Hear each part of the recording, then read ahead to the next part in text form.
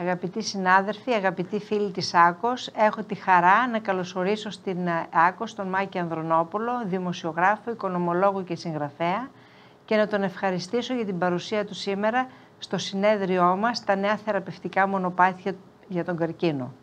Το μονοπάτι που μας οδηγεί στη νέα εποχή, Sapiens 3 ή μετάνθρωπο, βιώνουμε την μετάβαση σε μια άλλη εποχή με την επιστήμη και την τεχνολογία να τρέχουν με ταχύτητα του φωτός και εμείς να προσπαθούμε, δεν ξέρω, με πατίνι κύριε Ανδρονόπουλε, η υπεύθυνη επικοινωνία της Άκος μου έκανε δώρο, η Λίτσα Ιτότσκα μου έκανε δώρο το βιβλίο του κυρίου Ανδρονόπουλου. Διαβάζοντας το βιβλίο άρχισα να βλέπω, να αντιλαμβάνομαι το νέο μονοπάτι που έχει πάρει η ζωή μας.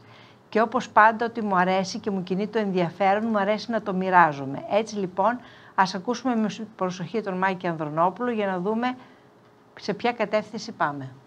Κύριε Ανδρονόπουλε, χαρά μας που είστε εδώ. Είναι δική μου χαρά και τιμή μου που βρίσκομαι εδώ σε ένα τόσο ειδικευμένο συνέδριο και χαίρομαι πάρα πολύ που έφτασε το βιβλίο μου σε κάποια χέρια ιατρικά, διότι όντως το βιβλίο Sapiens 3 κόντρα στο μετάνθρωπο, εγχειρίδιο μετάβαση στην άλλη εποχή, περιλαμβάνει ένα εκτενές κεφάλαιο για την ιατρική επανάσταση. Και φαίνεται ότι αυτό ήταν μια καλή αφορμή για την παρουσία μου εδώ. Ο τίτλος που έβαλα στα χαρτιά μου συνδέεται απόλυτα και δικαιολογείται με τον προλαλήσαντα ειδικό γιατρό, τον κύριο Μουτσάτσο. Έχω λοιπόν ως τίτλο για αυτά που θα σας πω το εξής: οι γιατροί ως χρήστες αιχμής της τεχνητής νοημοσύνης και ως έσχατοι υπερασπιστές της ανθρωπινότητας και της δημοκρατίας. Ας δούμε λοιπόν πώς έχω αντιληφθεί τα πράγματα, τα οποία τα παρακολουθώ συστηματικά με αποτέλεσμα να καταλήξω σε αυτό το βιβλίο. Αναφέρομαι λοιπόν στην εμπλοκή της τεχνητής νοημοσύνης στην ιατρική και στις κατευθύνσεις που δίνουν οι χρηματοδότες στην έρευνα γενικά. Επικεντρώνομαι στις έρευνες για την αντιστροφή της γύρανσης και στο κυνήγι της αθανασίας.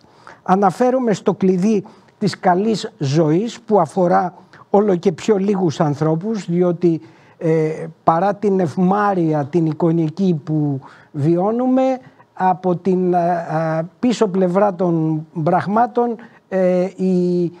και παρά το ότι το προσδόκιμο ζωής συνεχώς βελτιώνεται, υπάρχουν πολύ σημαντικά ζητήματα.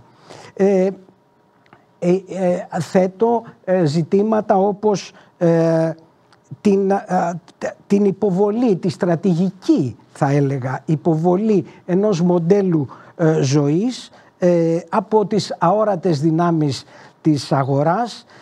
Αναφέρομαι σε αθέμητες και επικίνδυνες βιοστατιστικές, κρατήστε το αυτό, αφορά τον κλάδο σας, την ιατρική, και τις προβλέψεις σύμφωνα με τις οποίες αργά ή γρήγορα θα χρειαστεί να επαναπροσδιορίσουμε την έννοια του ανθρώπου. Και από εκεί περνάω στο κεντρικό μου ζήτημα, που είναι η εκμηχάνηση του ανθρώπου, η σύνδεσή του με τις μηχανές, η άμεση σύνδεση, τους κυβερνοοργανισμούς, τα cyborg που λέμε, το biohacking, τις υποσχέσεις της γονιδιακής τροποποίησης, τον επαυξημένο και αναβαθμισμένο άνθρωπο, τις κουλτούρες και τις έχτες του μετανθρωπισμού.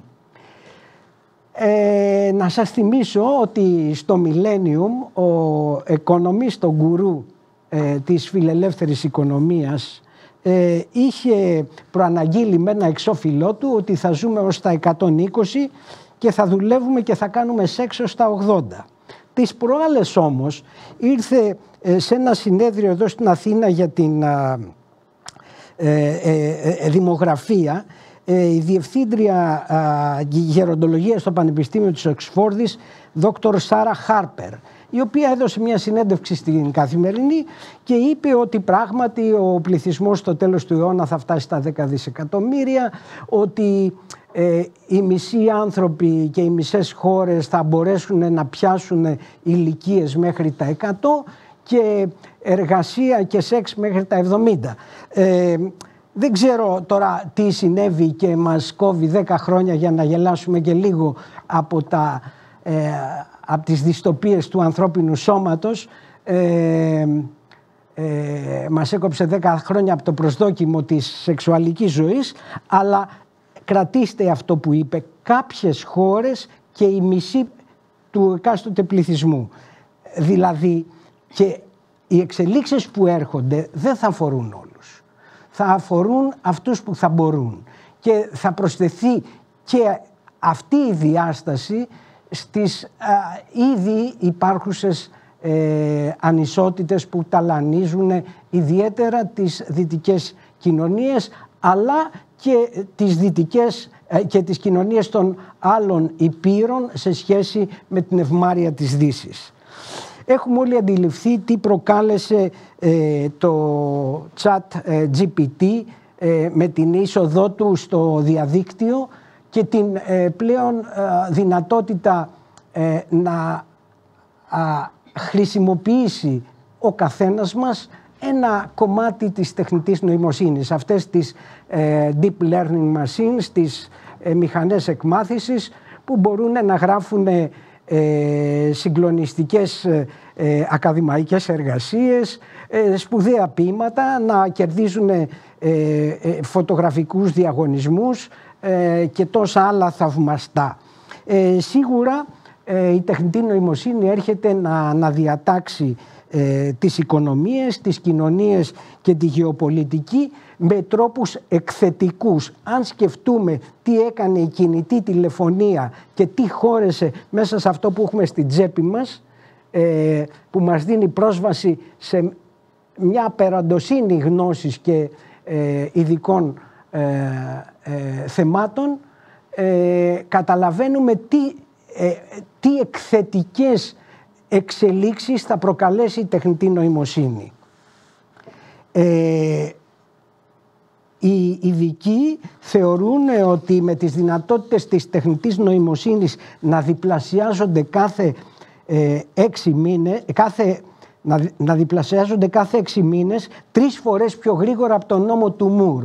Ο Μουρ, σας θυμίζω, ο Γκόρντον Μουρ ήταν ο ιδρυτής της Intel, ο οποίος το 1965 είχε διατυπώσει τον νόμο που πήρε το όνομά του και που έλεγε ότι ο αριθμός των τρανζίστορ ενός πυκνού ολοκληρωμένου κυκλώματος διπλασιάζονται κάθε 2 χρόνια. Αντιλαμβανόμαστε πια τις ταχύτητες που επίκυνται.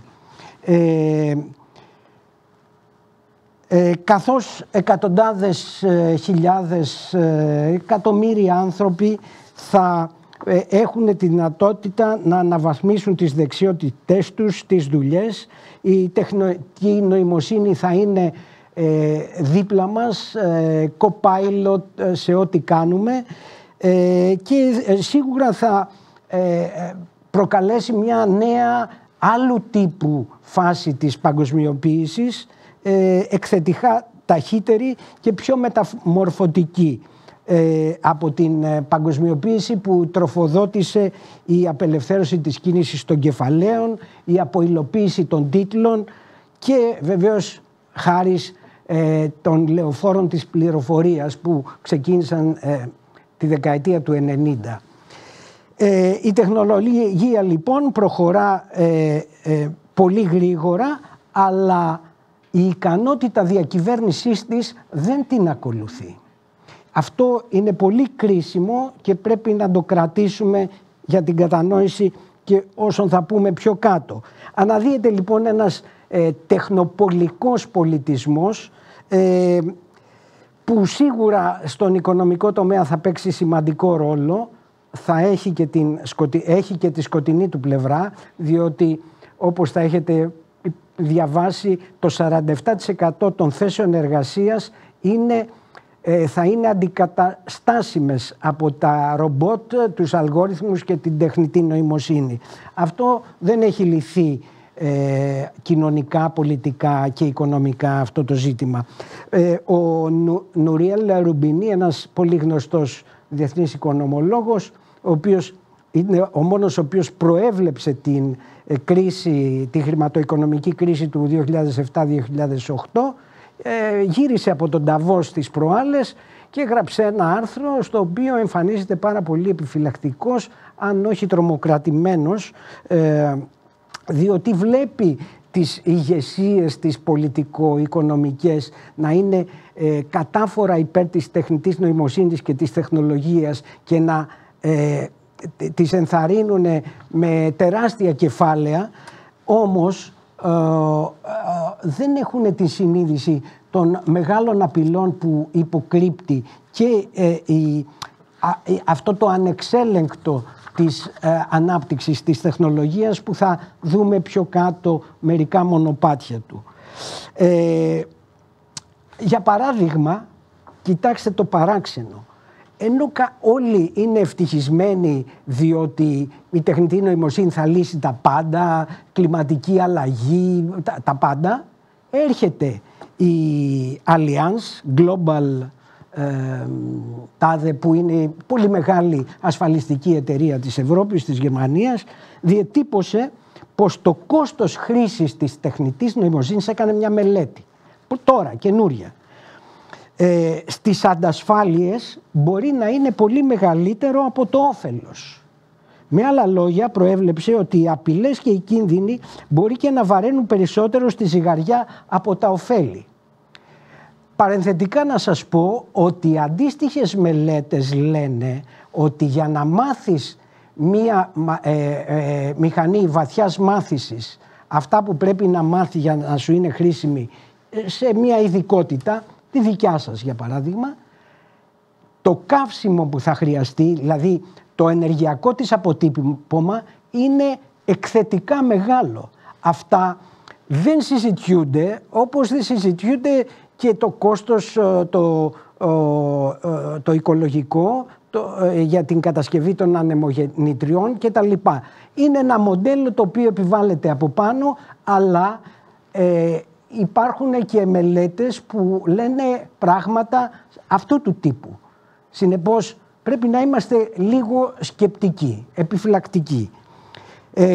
Στο World Economic Forum στον Davos επίσης παρουσιάστηκε μία μελέτη της Zurich Insurance που εφιστά την προσοχή των κυβερνήσεων και των άλλων δρόντων, προειδοποιώντας την ανθρωπότητα και ότι η οικονομία επαπειλείται σοβαρά από την ψηφιακή τεχνολογία και συγκεκριμένα από την τεχνητή νοημοσύνη, κάνοντας μεταξύ άλλων αναφορά και στους κινδύνους παραπληροφόρησης και ψευδών ειδήσεων. Παρεπιπτόντως, διάβασα σε ένα κοινοτικό site σήμερα ότι ένα από τα κεντρικά θέματα που απασχολεί την Κομισιόν είναι πώς θα εξαλείψουν τις δυνατότητες παρέμβασης στην προπαγάνδα εν ώψη των ευρωεκλογών από fake news και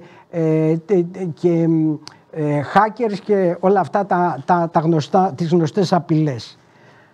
Θυμίζω ότι η Black Monday στην χρηματοοικονομική κρίση του 1988 είχε προκληθεί, ήταν η κρίση της Ασίας λέγαμε τότε, είχε προκληθεί από τις πάγιες εντολές που είχαν δώσει οι dealers για λογαριασμό των πελατών τους στο volatility, στη διακύμανση των τίτλων που είχαν στην κατοχή τους. Δηλαδή, εάν έπεφτε κάτω από εκεί έπρεπε να γίνει αυτό, αν ανέβαινε πάνω από εκεί έπρεπε να γίνει το άλλο. Λοιπόν, ενεργοποιήθηκαν οι αυτόματοι πολιτές και εκθετικά προκλήθηκε μία χρηματοοικονομική κρίση η οποία θα μπορούσε να είχε αποφευθεί αν δεν ήταν αυτοματοποιημένη. Πάμε τώρα να σας πω τι έγινε με την OpenAI, αυτή που λάνσαρε το ChatGPT. Διαβάσατε όλοι, το ακούσαμε και στις ειδήσεις, ότι η διοίκηση, η οποία είναι ένα ανεξάρτητο συμβούλιο, διοικητικό συμβούλιο, που ελέγχει την εταιρεία, απέπεμψε τον Γενικό Διευθυντή, τον Sam Altman, εκδιώχθηκε μάλιστα για 5 μέρες. Αυτός πήγε στη Microsoft, η οποία είχε το 49% της OpenAI, Μόλις έγινε αυτό, οι 700 εργαζόμενοι της εταιρείας τάχθηκαν υπέρ του και το Διοικητικό Συμβούλιο αναγκάστηκε να τον φέρει πίσω. Αυτό ήταν το μπροστά. Από πίσω, που δεν έφτασε και καθόλου σχεδόν στην Ελλάδα, αλλά οι Αμερικάνοι τεχνολογικοί συντάκτες το έψαξαν και αποκάλυψαν ότι ο Altman είχε ενεργοποιήσει ένα πρόγραμμα που είχε λάβει την ονομασία Q-Star και το οποίο εξελισσόταν ταχύτατα και σύμφωνα με ρεπορτάζ του Reuters είχε αρχίσει να δείχνει εκπληκτικές ικανότητες κυρίως στο μαθησιακό τομέα και έδειχνε ότι θα μπορούσε σύντομα να γίνει το πιο προηγμένο πρόγραμμα γενετικής νοημοσύνης με απρόβλεπτες δυνατότητες. Κάποιοι από τους ερευνητές ενημέρωσαν τη διοίκηση θέτοντας ζητήματα ασφαλείας και έτσι έγινε η αποπομπή. Αλλά αυτό που αποδείχτηκε είναι ότι οι μέτοχοι τελικά επέβαλαν στο ανεξάρτητο επιστημονικό διοικητικό συμβούλιο, παρά το ότι ο Altman είχε αποκρύψει το πρόγραμμα, δεν είχε ενημερώσει και έκανε, δηλαδή λειτουργούσε εν λευκό, οι μέτοχοι τελικά τον ξαναγύρισαν στη θέση του. Αυτό είναι πολύ κρίσιμο για τις έρευνες. Και έρχομαι τώρα στην Ευρωπαϊκή Ένωση, η οποία ετοιμάζει, σχεδόν έχει έτοιμο, το νομοθέτημα για τον έλεγχο της τεχνητής νοημοσύνης. Είναι ένας νόμος ορόσημος. Ορόσημο είναι σίγουρα ένας νόμος ανθρωποκεντρικός. Έχει πολιτικές ευαισθησίες. Το Ευρωκοινοβούλιο συνέβαλε πάρα πολύ στη διαμόρφωση πολλών διατάξεων κτλ. Αλλά αυτό το νομοθέτημα θα λειτουργεί ex post, αφού το κακό ή κάτι θα έχει ξεφύγει. Και προσέξτε, εμφανίζεται η Γαλλία στο debate, γιατί έγινε πολύ σκληρή διαπραγμάτευση για να γίνει αυτό το νομοθέτημα, και όχι μόνο η Γαλλία, ήταν επικεφαλής μιας ομάδας χωρών που επέμεναν στην ύπαρξη ευρείας εξαίρεσης για κάθε σύστημα τεχνητής νοημοσύνης που χρησιμοποιείται για στρατιωτικούς ή αμυντικούς σκοπούς, ακόμη και από εξωτερικό εργολάβο. Κρατήστε το. Επίσης βγήκε και πολύ σημαντικό επίσης από την Ευρωπαϊκή Ένωση η πράξη για τα δεδομένα, ένας κανονισμός που εναρμονίζει τους κανόνες σχετικά με τη δίκαιη πρόσβαση σε δεδομένα και τη δίκαιη χρήση τους. Όλα αυτά αναρωτιέμαι αν θα έχουν αποτρεπτικό χαρακτήρα. Σίγουρα η Ευρώπη διεκδικεί μια νομοθετική πρωτοπορία και επιδιώκει σε πολλά ζητήματα να δημιουργεί τα πρωτότυπα, αλλά, τα πρότυπα μάλλον, αλλά εγώ δεν είμαι πεπισμένος ότι αυτά θα λειτουργούν εγκαίρως. Ξέρετε γιατί? Διότι απλούστατα, όπως είδαμε στο παράδειγμα της OpenAI, γι' αυτό σας το ανέφερα, δεν μπορούν ούτε οι εταιρείες, πόσο μάλλον οι κυβερνήσεις, να ρυθμίσουν τις αγορές. Στην Αμερική, ας πούμε, υπάρχει η φενάκη της αυτορύθμισης των αγορών. Δεν υπάρχουν αυτά τα πράγματα. Ειδικά όταν ο Αμερικάνος που κάνει έρευνα για τον Αμερικάνικο στρατό, που είναι ο νούμερο 1 παραγγελιοδόχος υψηλής τεχνολογίας. Εσείς, ο στρατός και οι γιατροί είναι, θα το πούμε μετά. Δεν μπορεί να βάλει φραγμούς στον ερευνητή όταν ο απέναντι Κινέζος ή ο Ρώσος λειτουργεί επίσης ανεξέλεγκτα. Άρα όλα αυτά είναι περισσότερο για τα μάτια του κόσμου, κατά την άποψή μου, και αυτό έχει πολιτικό impact, έχει κοινωνική επίπτωση και πολιτική. Διότι είναι πολύ εύκολες οι παρεκτροπές όταν τα πράγματα δεν ελέγχονται.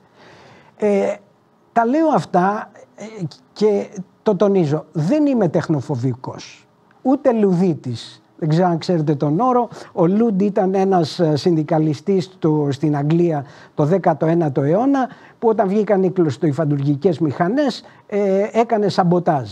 Και λουδίτες λέγονται αυτοί που σαμποτάρουν την καινούρια τεχνολογία.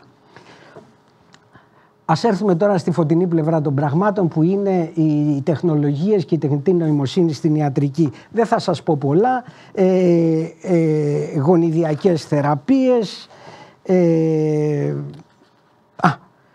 Πρόσφατα, δεν ξέρω αν το είδατε, για τον καρκίνο ήρθε ένας ερευνητής από ο διευθυντής του Σουηδικού Ινστιτούτου Οικονομικών της Υγείας, ο κύριος Τόμας Χοφμάρτσερ, και έδωσε μια συνέντευξη σε ένα site, το News 24/7, όπου χαρακτήρισε πενιχρή τη δαπάνη της δημόσιας υγείας στην Ελλάδα,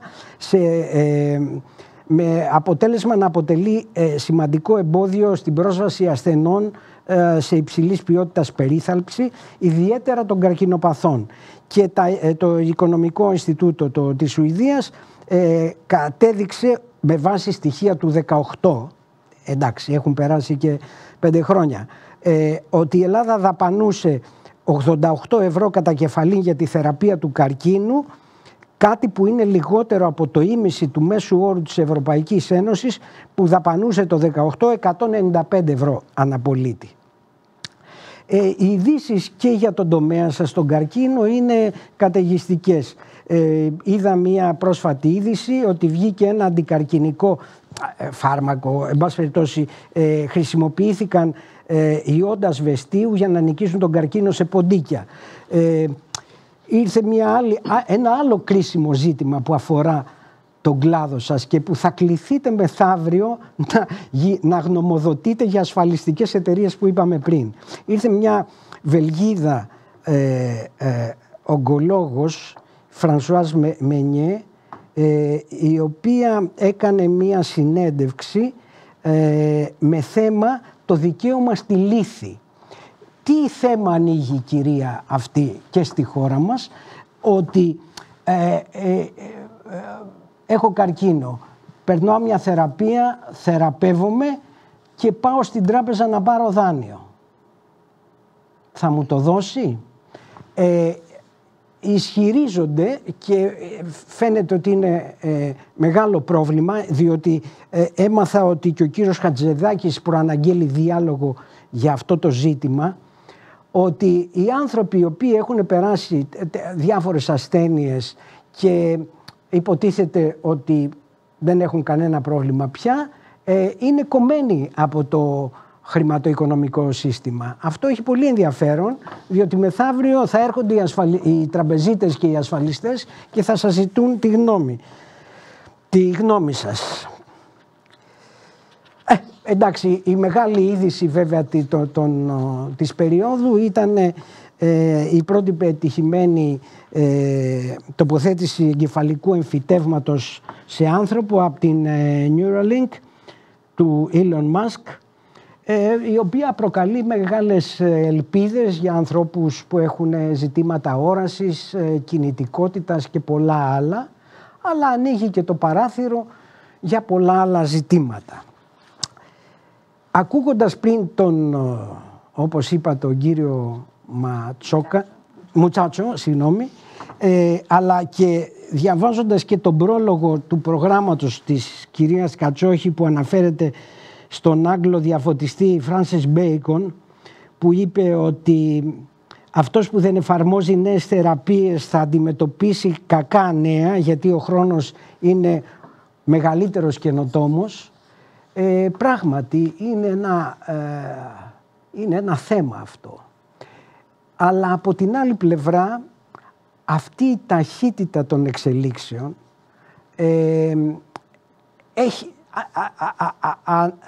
θέτει καινούρια ζητήματα. Ο Κοσμάκης, λέω αυτή τη λέξη, ξέρετε με ποιο τρόπο τη λέω, ήξερε ότι για να βγει ένα εμβόλιο χρειάζονται 10 χρόνια μελετών, κλινικών εφαρμογών κτλ. Είδαμε τι έγινε με τον COVID, ο καθένας έχει τις απόψεις του, εγώ τα έκανα και τα 3, δεν έπαθα τίποτα, άλλοι μπορεί να πάθανε. Δεν ξέρω από ποιο, δεν είμαι ειδικός, δεν με ενδιαφέρει. Όμως αυτή η ανάγκη που μας οδήγησε μέσα σε 6 μήνες να πηδήξουμε 10 χρόνια, μεθαύριο θα είναι η τεχνητή νοημοσύνη που θα μας λέει για τους 6 μήνες. Και εκεί ο καθένας θα σταθμίζει ανάλογα με την επιστημοσύνη του, ανάλογα με τη συνείδησή του, ανάλογα με τη λογική του. Τίθεται ένα θέμα. Ποιος ελέγχει την τεχνολογία εν τέλει και ποιος ωφελείται.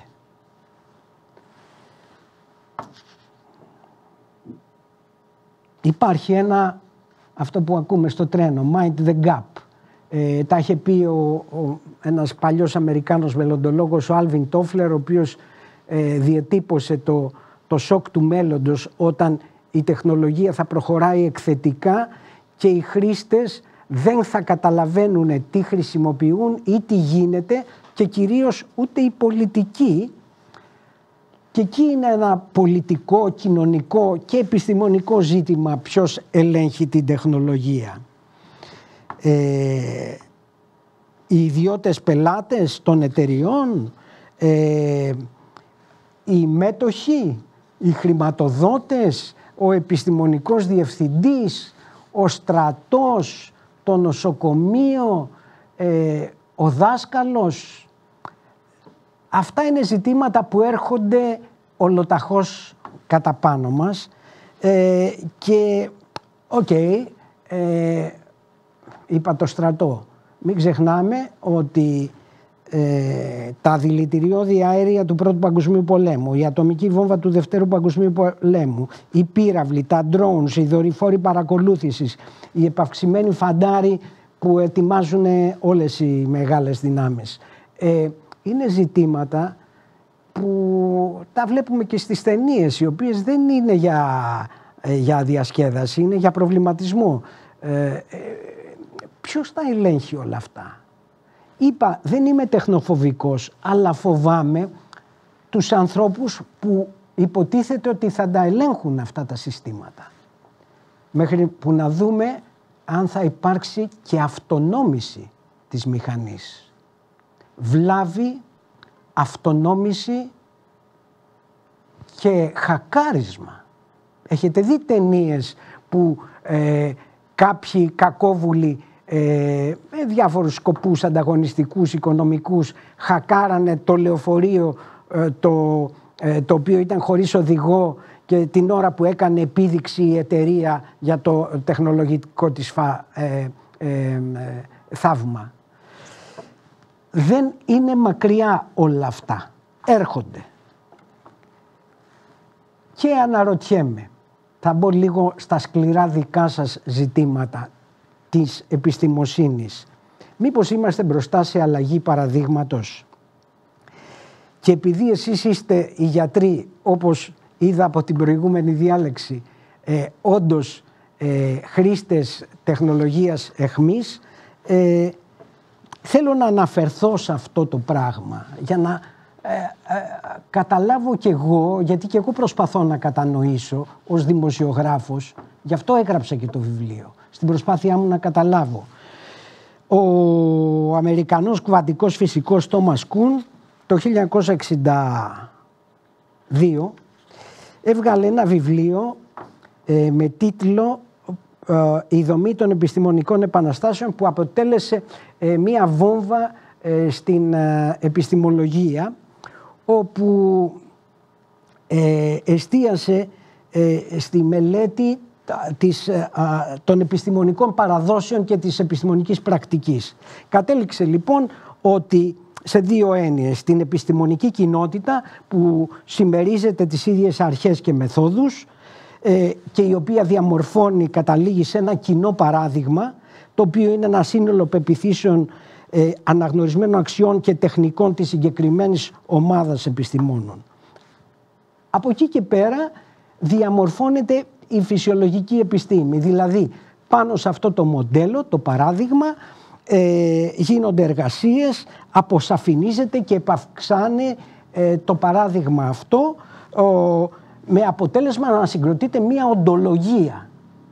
Προσέξτε τη λέξη. Οντολογία. Γύρω από το επιστημονικό παράδειγμα. Μετά αρχίζουν να συσσωρεύονται ανομαλίες και καταλήγουμε σε μία κατάσταση που οι επιστήμονες αισθάνονται αρκετά απαλλαγμένοι να διατυπώνουν πολύ πιο ελευθεριακά, δεν λέω ελεύθερα, ελευθεριακά θεωρήματα, σκέψεις και να προσανατολίζονται εργαστηριακά σε ένα καινούριο μοντέλο, το οποίο ενδεχομένως να φτάσουμε, οι ασύμμετρες αυτές προσεγγίσεις να οδηγήσουν σε ένα καινούριο μοντέλο, οπότε έχουμε την περίφημη αλλαγή παραδείγματος. Στο κοινωνικό επίπεδο τέτοιες ασυμμετρίες στο κυρίαρχο παράδειγμα ζούμε τις τελευταίες δεκαετίες και βαίνουν και αυτές, παρακολουθούν και την επιστημονική τάση. Για παράδειγμα, επειδή είναι και της μόδας το αναφέρω, είχαμε χτες την ψηφοφορία του γάμου των ομοφυλόφιλων και την τεχνοθεσία. Αναφέρομαι λοιπόν στην ιδεολογία της αφύπνισης, τη woke culture, η οποία έχει στο επίκεντρο και το θέμα των πολιτικών της ταυτότητας, με τα πρότυπα της διεμφυλικότητας, του transgenderism που λανσάρει η τηλεόραση κτλ. Αναρωτιέμαι αν είμαστε μπροστά στην ασύμμετρη ή στην επικείμενη αλλαγή παραδείγματος της πυρηνικής οικογένειας. Εντάξει, γύρω από όλα αυτά υπάρχει και πολύ ψευδοεπιστήμη, υπάρχει και επιστημονικός φονταμεταλισμός και όλα αυτά θέλουν πολλή σκέψη, πολλή προσοχή και ποιος θα τα ελέγξει. Οι διανοούμενοι είναι όλοι αγορασμένοι. Οι μελετητές, ό,τι μελέτη θέλεις να σου λέει, λεφτά να έχεις βγαίνει. Οι πολιτικοί, ξεχάστε τους, άρα πρέπει ο καθένας από μόνος του να αρχίσει να δαπανά χρόνο και σκέψη πάνω σε αυτά τα ζητήματα. Έχουμε λοιπόν, να μην πω άλλο γι' αυτό, αλλά ας πούμε στην οικονομία επίσης έχουμε κρίση και ασύμμετρες απειλές που μπορεί να οδηγήσουν στην αλλαγή παραδείγματος. Οι οικονομίες του χρέους. Η αμερικάνικη οικονομία με τα 34 δισεκατομμύρια, η οποία φέτος 34 δισεκατομμύρια δημόσιο χρέος. Φέτος τις λήγουν 10 ή 13, δεν θυμάμαι, τρισεκατομμύρια ομόλογα. Για να τα ξοφλήσει αυτά και να μην γίνει Αργεντινή, θα πρέπει να τα δανειστεί. Ποιος θα τη δανείσει? Με τον Νοέμβριο να έρχεται μια επικείμενη πολιτική αλλαγή με πολλές άγνωστες παραμέτρους. Οι Ασιάτες γυρίζουν σιγά σιγά την πλάτη στο δολάριο. Το ίδιο και οι Άραβες, οι πετρελαιοπαραγωγές χώρες. Καλά, δεν λέω για τη Ρωσία. Οι BRICS,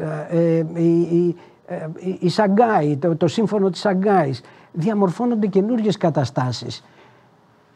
Άρα η οικονομία του χρέους, στην οποία βασίστηκε το μονεταριστικό μοντέλο, αυτό που λέμε νεοφιλελευθερισμού, που έκανε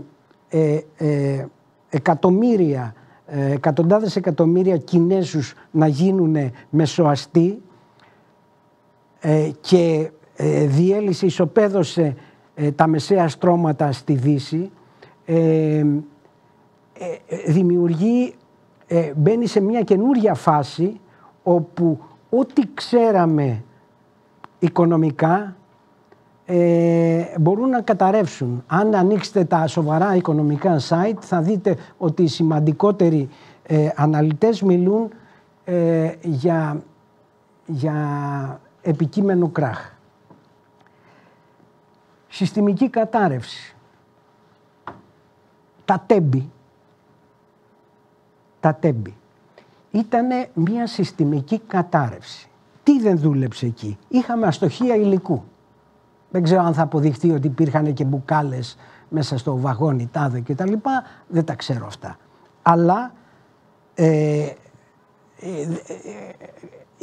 υπήρχαν τρομερά λάθη στη διάταξη της ίδιας της αμαξοστοιχείας. Οι υποδομές ασφαλείας, ανύπαρκτες. Και ο ανθρώπινος παράγοντας. Δηλαδή, 3 πράγματα οδήγησαν στην κατάρρευση ενός συστήματος. Θα μας τα λύσει αυτά η τεχνητή νοημοσύνη? Δεν ξέρω. Είμαστε λοιπόν μπροστά σε μια κατάσταση όπου εδώ και 3 αιώνες πια το πνεύμα έχει πάψει να είναι καθοδηγητής της ανθρώπινης πρόοδου και είναι η τεχνολογία, η οποία επιταχύνεται με τρομακτική ταχύτητα και γίνεται επιταχυντής της ιστορίας. Πώς άλλαξε η τεχνολογία της κοινωνίας μας με το κινητό τηλέφωνο, το οποίο είναι γεμάτο τεχνητή νοημοσύνη. Πάμε λοιπόν σε αυτό που λέω και στο βιβλίο, την άλλη εποχή. Δεν χρησιμοποιώ τον όρο New Age γιατί έχει ένα θρησκευτικό μανδύα. Γι' αυτό είπα άλλη εποχή, επειδή έχει ένα ερωτηματικό, δεν ξέρω αν θα είναι καλή ή κακή. Αλλά όλα δείχνουν ότι οδεύουμε σε μια ριζική αλλαγή της ανθρώπινης συνθήκης. Και η αλλαγή αυτή θα έχει το μέγεθος της αλλαγής που είδαμε, που διαβάζουμε στην ιστορία, μεταξύ της λίθινης εποχής και της εποχής του σιδήρου. Τέτοιο gap, τέτοια απόσταση διαφαίνεται, εκτιμάται από τους ειδικούς ότι θα είναι η διαφορά που θα προκληθεί. Θέλω να θίξω 2 θέματα στα γρήγορα, δεν ξέρω πόση ώρα έχουμε, λίγο χρόνο ακόμα. Η δημοκρατία θεωρώ ότι είναι η κορονίδα του πολιτισμού, διότι είναι το καλύτερο σύστημα συμβίωσης των ανθρώπων και προστασίας των ανθρωπίνων δικαιωμάτων. Ξέρουμε εμείς οι δυτικοί ότι υπάρχουν προβλήματα. Διαφθορά των πολιτικών, διαπλοκές, έγκλημα, φορολογική παράδειση, ανισότητες κτλ. Παρόλα αυτά είναι ό,τι καλύτερο έχουμε και πρέπει να το υπερασπιστούμε. Έχετε διαβάζετε τακτικά πληροφορίες για τον τρόπο χειραγώγησης της κοινής γνώμης μέσω των κοινωνικών δικτύων με ψεύτικους λογαριασμούς που φτιάχνουν συστήματα τεχνητής νοημοσύνης για λογαριασμό διαφόρων. Μία επισήμανση. Κβαντικοί υπολογιστές που έρχονται. Οι κβαντικοί υπολογιστές, αυτό έχει σχέση με τη δημοκρατία που θα σας πω. Οι κβαντικοί υπολογιστές θα είναι σε θέση να σπάσουν τα συστήματα κρυπτογράφησης και τι συμβαίνει τώρα? Παρατηρείται το φαινόμενο από κάποιες χώρες αλλά και οργανωμένα εγκληματικά συστήματα να πραγματοποιούν επιθέσεις του τύπου αποθήκευση τώρα, αποκρυπτογράφηση μετά. Δηλαδή κλέβουν data τα οποία είναι κλειδωμένα, τραπεζικά, βιομηχανική κατασκοπία, όλα αυτά τα οποία δεν μπορούν να σπάσουν, αλλά μεθαύριο που έρχεται ο κβαντικός υπολογιστής θα μπορεί να τα ανοίξει. Λοιπόν, κλέβουν τώρα, αποθηκεύουν και μεθαύριο θα ξέρουν τους λογαριασμούς μας, τα πάντα. Γι' αυτό χρειάζεται, οι ειδικοί μιλούν για την ανάγκη μιας νέας αρχιτεκτονικής ασφάλειας στον κυβερνοχώρο. Πηδάω για να μπορέσω να ερεθίσω λίγο τη σκέψη σας και να τελειώσω στην περίφημη εξίσωση του περίφημου Νόε Χαράρι, του Ισραηλινού ιστορικού που έχει γράψει το Deus και το Sapiens. Τι λέει η εξίσωση του Χαράρι που προαναγγέλει μια ψηφιακή δικτατορία στον 21ο αιώνα? Λέει B επί C επί D ίσον A H H. Τι είναι αυτό? Όπου B biological knowledge, βιολογική γνώση, πολλαπλασιασμένη επί C computing power, υπολογιστική ισχύς, πολλαπλασιασμένη επί D data, δεδομένα, ισούται με α ability, ικανότητα, H to hack, το να χακάρεις, H humans, ανθρώπους. Ποιο είναι το πρόβλημα σε αυτή την εξίσωση? Το ίσον. Ποιος ελέγχει την εξίσωση αυτή? Ξαναγυρίζουμε δηλαδή στο ζήτημα που έθεσα και νωρίτερα, το ποιος ελέγχει την τεχνολογία και τη χρήση της. Διαβάσατε ότι το chat GPT πήρε και δίπλωμα ιατρικής απαντώντας στις 350 ερωτήσεις των 3 τεστ που κάνουν στην Αμερική. Η Lockheed, λέω μερικές ειδήσεις που είναι κρίσιμες. Η Lockheed πέταξε για 17 ώρες χωρίς ανθρώπινη εμπλοκή ένα πολεμικό αεροσκάφος υψηλής τεχνολογίας, το οποίο λειτουργούσε με τεχνητή νοημοσύνη. Ποιος θα μας εξασφαλίσει ότι κάποια στιγμή η τεχνητή νοημοσύνη θα αυτονομηθεί? Και κλείνω με αυτό, με την μοναδικότητα της τεχνητής νοημοσύνης, το περίφημο singularity, όπου ξέρουμε ότι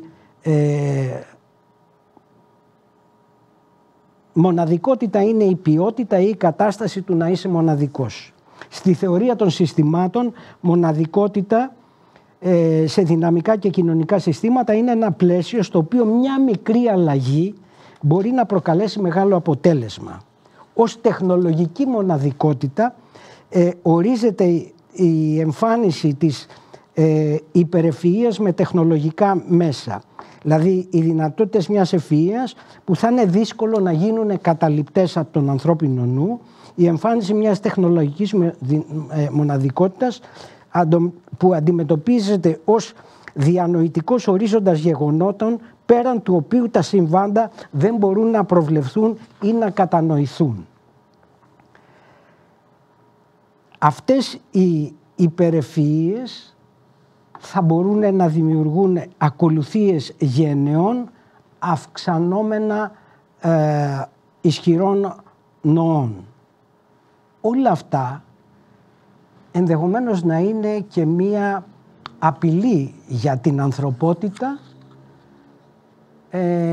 τουλάχιστον έτσι το αντιλαμβάνομαι εγώ, στο βαθμό που οι 3 νόμοι της ρομποτικής που είχε γράψει ο Ασίμοφ και στους οποίους αναφέρομαι στο βιβλίο μου, νομίζω ότι έχουν ήδη πάψει να ισχύουν.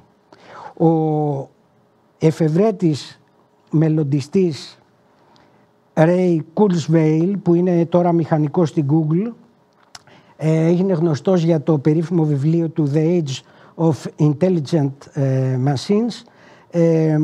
Θεωρεί ότι οι υπολογιστές με την τεχνητή νοημοσύνη θα μπορούν με άνεση να περνάνε ως το 2029, μεθαύριο δηλαδή, το τεστ του Turing, που ως γνωστόν μετρά αν ένας υπολογιστής μπορεί να σκέφτεται σαν τον άνθρωπο. Ο ίδιος λέει ότι όταν η τεχνητή νοημοσύνη περάσει το τεστ του Turing, στη δεκαετία του 30 θα κινηθεί πέραν αυτών των όσων κάνουν οι άνθρωποι και το 2045, αυτό εκτιμά αυτός, θα φτάσουμε στη singularity, στη μοναδικότητα της τεχνητής νοημοσύνης. Είναι ανατριχιαστικό, είναι συγκλονιστικό, είναι θαύμα. Είναι θαύμα. Αν θα φτάσουμε εκεί, αλλά πρέπει να είμαστε σκεπτικοί και πρέπει να δούμε πώς όλα αυτά θα ελεγχθούν. Και νομίζω ότι εσείς οι γιατροί, περισσότερο από τους στρατιωτικούς, που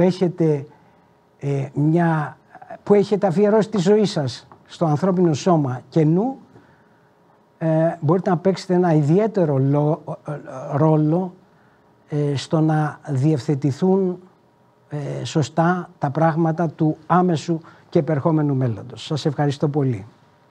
Σας ευχαριστούμε πάρα πολύ, κύριε Ανδρωνόπουλε. Πολύ ενδιαφέροντα θέματα που θίξατε. Φαντάζομαι ότι και στο βιβλίο είναι εκτενέστερα όλα αυτά, αλλά και πολλά πράγματα της επικαιρότητας. Ο κύριος Αρδαβάνης να σχολιάσει και να κλείσει την... Εγώ απλώς ήθελα να δηλώσω αποσβολωμένος, με την καλή έννοια βέβαια, αλλά και την κακή ίσως, από την εκπληκτική αυτή παρουσίαση του κυρίου Ανδρωνόπουλου. Πραγματικά θα τρέξω να προμηθευτώ το βιβλίο, και από την άλλη να πω ότι πιστεύω ότι ουσιαστικά επαναλαμβάνεται η ίδια τραγωδία, αλλά ταυτόχρονα και ιστορία της εξέλιξης του ανθρώπου και της φύσης από την εποχή της μυθολογίας έως την εποχή μας σήμερα, με τον δόλο των θεών, ό,τι αυτό κατά κάποιο τρόπο σημαίνει. Πιστεύω ότι κάτι που μας ξεπερνάει, δεν μπορούμε να το συλλάβουμε, δεν σημαίνει ότι είναι κακό ή θα μας κάνει κακό. Απλώς θα μας ξεπεράσει. Ήθελα να σας ευχαριστήσω από καρδιάς για αυτή την εξαιρετική ομιλία, κύριε Ανδρωνόπουλε. Ήταν πράγματι τιμή μου να είμαι στο συνεδριό σας σήμερα. Ευχαριστούμε πολύ λοιπόν και όλους όσους μας ακούσατε, τους φίλους της ΑΚΟΣ, τους συναδέρφους, και θα προχωρήσουμε στο επιστημονικό κομμάτι του συνεδρίου.